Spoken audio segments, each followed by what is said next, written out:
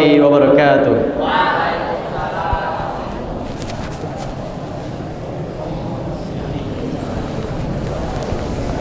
Innal hamdalillah nahmaduhu wa nasta'inuhu wa nastaghfiruh wa na'udzu billahi min syururi anfusina wa min sayyiati a'malina.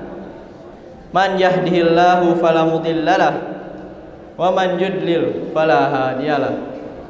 Asyhadu an la ilaha illallah wahdahu la syarikalah wa asyhadu anna Muhammadan abduhu wa rasuluh. Allahumma shalli wa sallim ala nabiyyina Muhammad wa ala alihi wa ashabihi wa man tabi'ahum bi ihsani ila yaumiddin. Qala ta'ala fil Qur'anil Karim, ya ayyuhalladzina amanu taqullaha haqqa tuqatih wa la tamutunna illa wa antum muslimun. Ya ayyuhan nas ittaqu rabbakumul ladzi khalaqakum min nafsin wahidah wa khalaqa minha zawjaha wa bassa minhuma rijalan katsiran wa nisaa'a wattaqullaha allazi tasaaluna bihi wal arham innallaha kana 'alaikum raqiba. Ya ayyuhallazina amanu taqullaha wa qulu qawlan sadida yuslih lakum a'malakum wa yaghfir lakum dzunubakum wa man yuti'illaha wa rasulahu faqad faza fawzan 'azima. Amma ba'du fa inna asdaqal hadisi kitabullah wa khairul hadi Muhammadin sallallahu alaihi wasallam wa syarrul umuri muhdatsatuha wa kullu muhdatsatin fid dini bid'ah wa kullu bid'atin dhalalah wa kullu dhalalatin finnar.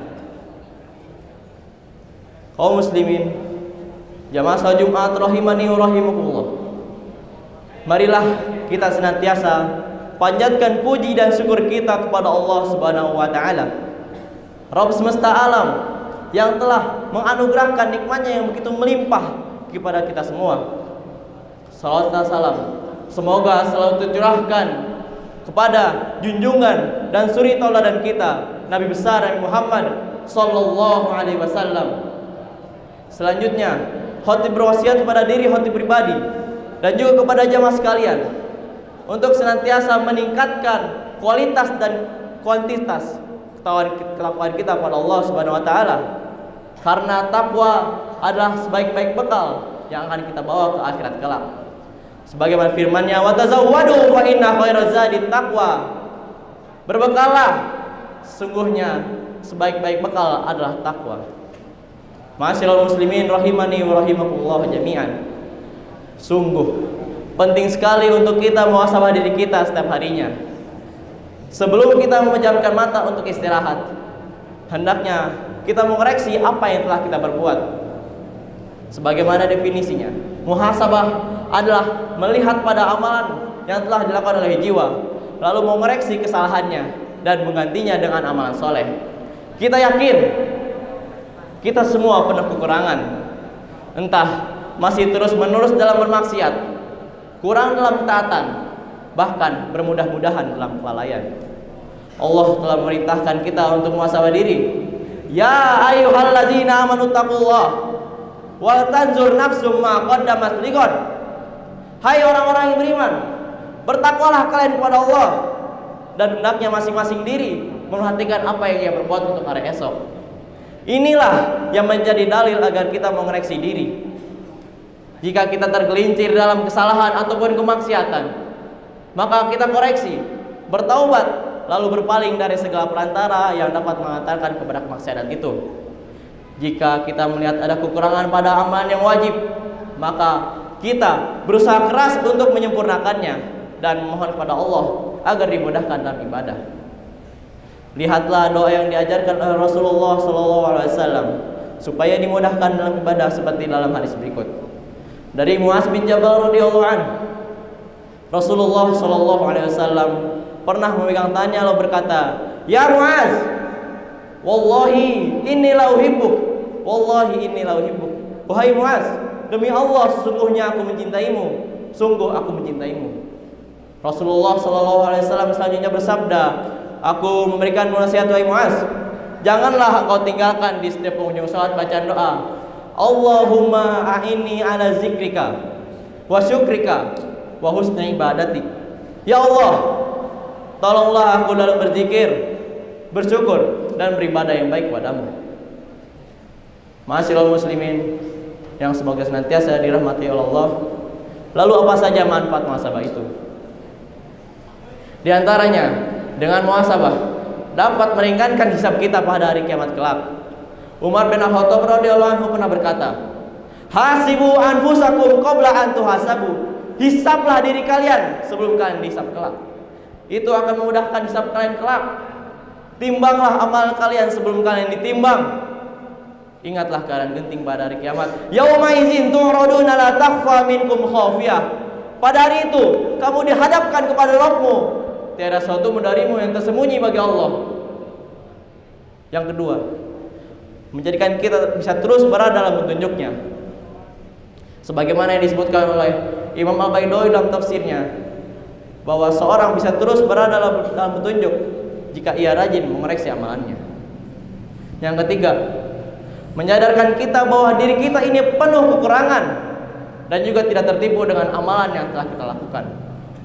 Yang keempat, yaitu menjadikan diri tidak takabur atau sombong. Perhatikanlah perkataan salafus saleh terdahulu ini. Muhammad bin Nasir berkata, "Lau kana lizunubi rihun, ma qadara ahadun ayyajisa ilayya." Seandainya dosa itu memiliki bau, tentu tiada seorang pun yang ingin duduk dekat-dekat denganku. Maka hendaknya kita muhasabah diri kita, baik orang bodoh maupun berilmu, karena manfaatnya yang begitu besar seperti yang telah disebutkan sebelumnya. Sebelum beramal, kita muhasabah. Setelah beramal pun kita muhasabah pula. Jangan sampai amal kita menjadi amilatun nasibah, tasla naran hamiyah. Bekerja keras lagi kepayahan, malah memasuki api yang sangat panas. Waliyauzubillah. Pada akhirnya bagaimana cara muhasabah diri? Ma'asyiral muslimin, setidaknya ada 5 kiat, 5 cara untuk muhasabah diri. Yang pertama yaitu mengoreksi diri dalam hal yang wajib. Apakah ada kekurangan ataukah tidak? Karena melaksanakan kewajiban itu merupakan pokok dalam agama ini daripada meninggalkan yang haram. Yang kedua yang pasti yaitu mengoreksi diri dalam hal yang haram. Apakah masih dilakukan ataukah tidak? Jika kita pernah mengambil hak orang lain, maka kita kembalikan. Jika kita pernah menggibah orang lain, maka kita minta maaf kepadanya dan mendoakan orang tersebut dengan doa yang baik.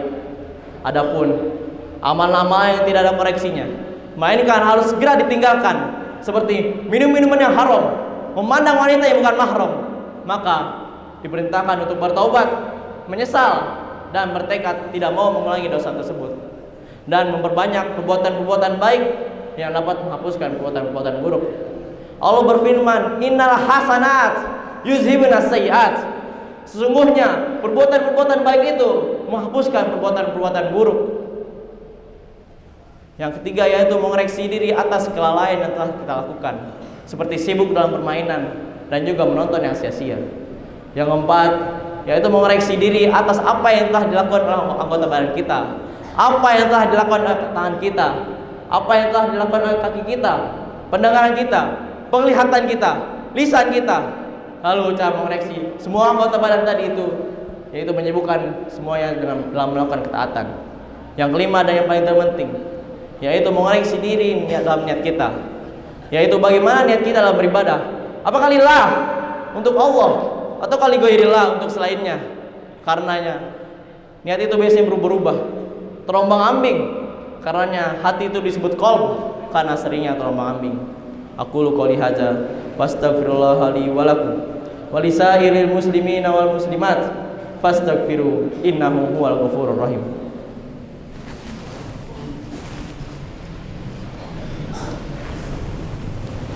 Ahmadu Rabbi wa ashkuruh wa asyhadu an la ilaha illallah wahdahu la syarikalah wa asyhadu anna Muhammadan abduhu wa rasuluh. Allahumma sholli wa sallim alaihi wa ala alihi wa man tabi'ahum bi ihsan ila yaumiddin.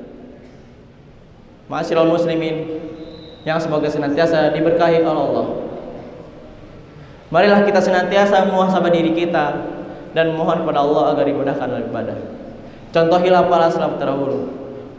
Umar bin Khattab radhiyallahu anhu pernah suatu kali menghukumi dirinya dengan mengeluarkan sedekah berupa tanah yang seharga 200.000 dirham karena luput dari sholat asar berjamaah. Lihatlah bagaimana Ibnu Umar radhiyallahu anhu pernah suatu kali luput dari sholat berjamaah. Ia pun menggantinya dengan menghidupkan malamnya seluruhnya. Ibnu Abi Rabi'ah suatu kali luput dari 2 rakaat sholat sunnah fajar. Sebagai tebusannya, ia pun membebaskan seorang budak. Lantas, bagaimana dengan kita? Kita sudah banyak lalai, bahkan bermaksiat, namun masih enggan untuk memperbaiki diri dan juga bertaubat. Di hari Jumat yang penuh berkah ini, khatib mengingatkan pada jemaah sekalian untuk memperbanyak salawat kepada Nabi kita dan juga memperbanyak doa karena dimustajabnya doa pada waktu ini.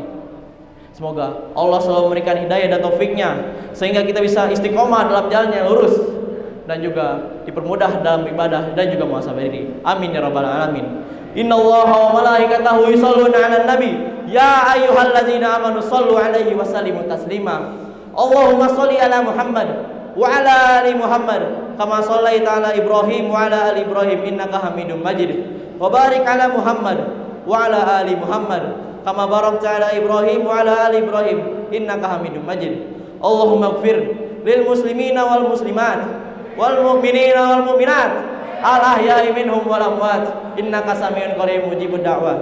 Allahumma aqsim lana min khasyatika ma yahulu bainana wa baina ma'asika wa min ta'atika ma yuballighuna bihi jannataka wa min al-yaqini ma yuhawwinu alaina musibat masaibud dunya wa mat'ina bi asma'ina wa absarina wa quwwatina ma ahyaitana waj'alhu warisa minna waj'al sa'rana 'ala man zalamana wansurna 'ala man adana wa la taj'al musibatina fi dinina wa la taj'alid dunya akbar hammina wa la mablagha ilmina wa la tusallit 'alaina man la yarhamna.